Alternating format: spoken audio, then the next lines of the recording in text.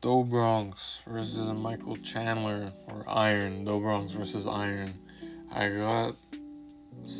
I'm in favor of Bronx to win this, so 60% chance for Bronx, 40% chance for Michael.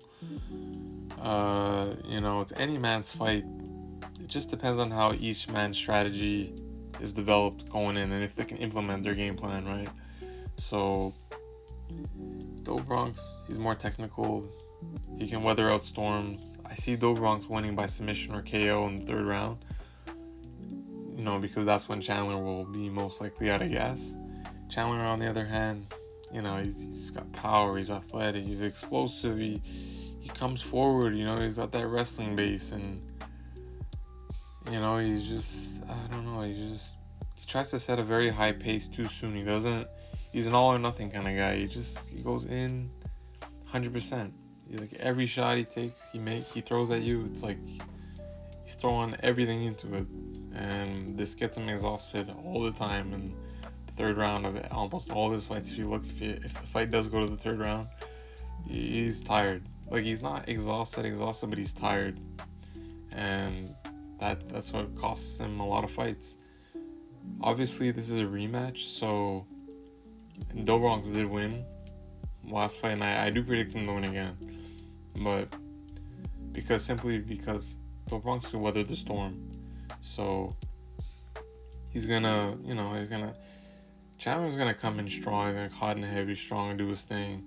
Bronx gonna lay on his back, he's gonna get leg kicked, whatever, he's gonna bite him to the ground. Chandler might not go, he might, whatever. But even if, he's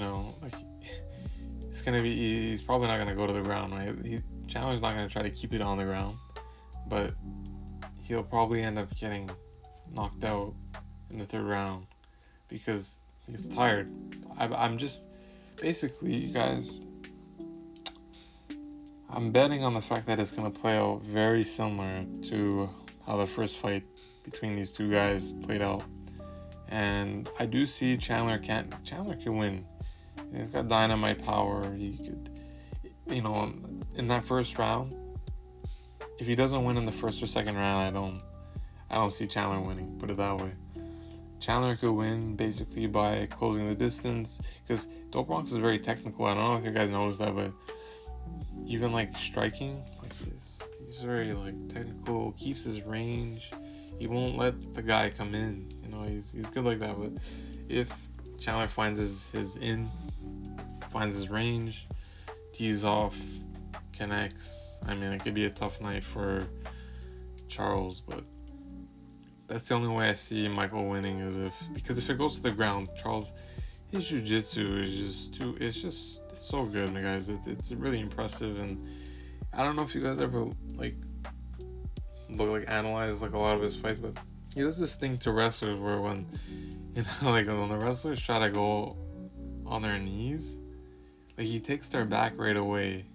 When they're trying to stand back up, he grabs their back right away, and then because he knows they're gonna go on their knees, because wrestlers do that a lot. So to avoid the pin, so they go on their knees, and then he just takes their back, and then he tires them out that way. It's very smart, very good, and all the other things he's done.